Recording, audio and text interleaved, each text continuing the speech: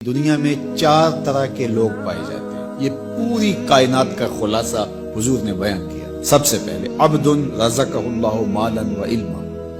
پہلا شخص وہ جس کو اللہ نے مال بھی عطا کیا، سمجھ بوجھ بھی عطا کی، علم بھی عطا کیا. فہو یتقی فیہ ربہ، اور وہ اس معاملے میں اللہ سے بہت ڈرتا ہے.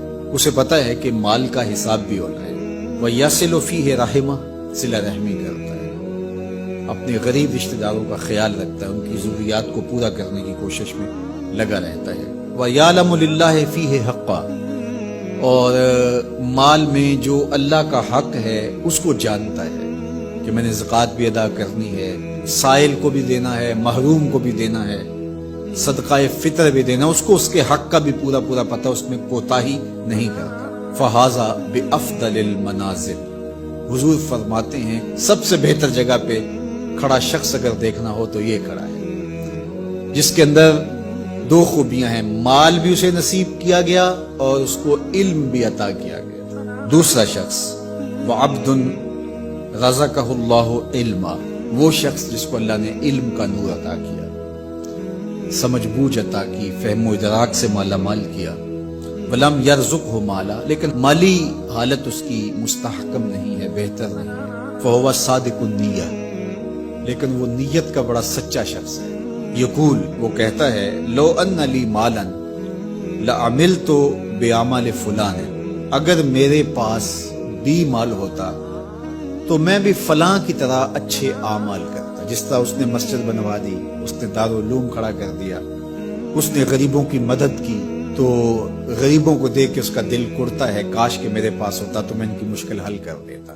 برہنہ پا لوگوں کو، برہنہ بدن لوگوں کو دیکھ کر کے وہ بے چین ہو جاتا ہے. بھوکوں کو دیکھ کر کے اس کے دل میں آگ لگ جاتی ہے، کاش میرے پاس کچھ ہوتا تو میں ان کو بھوکا نہ سونے دیتا. وہ سچی نیت کے ساتھ، اگر اس کے پاس ہو تو وہ ایسا کرے، سچی نیت کے ساتھ وہ یہ ارادے رکھتا ہے اور یہ آرزو کرتا ہے، کاش کہ میرے پاس ہوتا تو میں بھی یہ کرتا. اللہ کے محبوب علیہ السلام نے ارشاد فرمایا وہ اس مالدار عالم کے درجے پر ہے، فَأَجْرُهُمَا سَوَاءٌ، ان دونوں کا اجر برابر ہے. نامہ اعمال کھولیں گے تو دونوں کا اجر ایک جیسا لکھا ہوگا.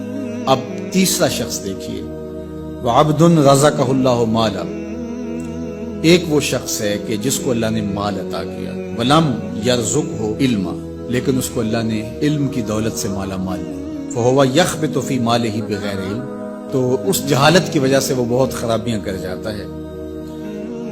لا يتقی فیہ ربہ، اور رب سے بھی نہیں ڈرتا.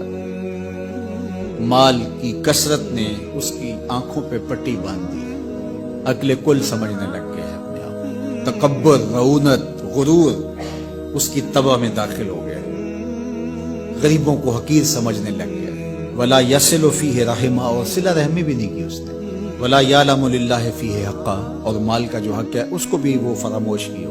فہذا باخبث المنازل، میرے حضور فرماتے ہیں یہ سب سے بری جگہ پہ کھڑا ہے، یہ خبیث ترین جگہ کا حامل شخص ہے.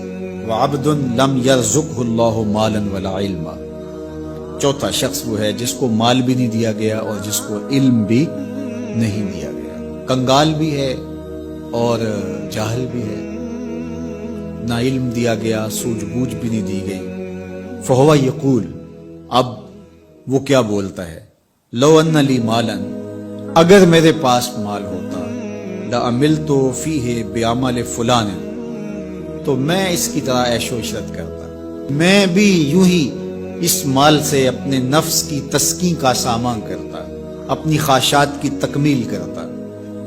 تو وہ یہ آرزو کرتا ہے. فہو بنیتہ، تو وہ اس کی نیت پر ہے. فوزرهما سواء، تو اللہ کے محبوب علیہ الصلوۃ والسلام فرماتے ہیں ان دونوں کا گناہ برابر ہے، یہ کل قیامت کے دن اسی کے ساتھ کھڑا ہوگا. تو یہ 4 طرح کے لوگ اس دنیا پہ پائے جاتے ہیں. اب ہم دیکھ سکتے ہیں کہ ہم کس درجے پہ ہیں.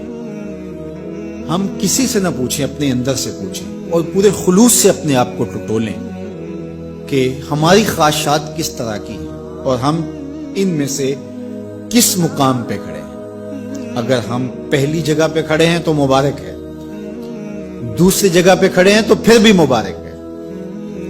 لیکن اگر دوسری 2 جگہیں ہیں تو پھر فوراً ہٹ جائیے ان جگہوں سے اور اللہ کے حضور دعا مانگیے کہ اللہ ہمیں رزق حلال، رزق وسیع، رزق سہل، رزق مبارک، رزق فراواں عطا کر دے، اور اس رزق کے حق کو پہچاننے کی اور اس رزق کو تیری راہ میں خرچ کرنے کی توفیقات نصیب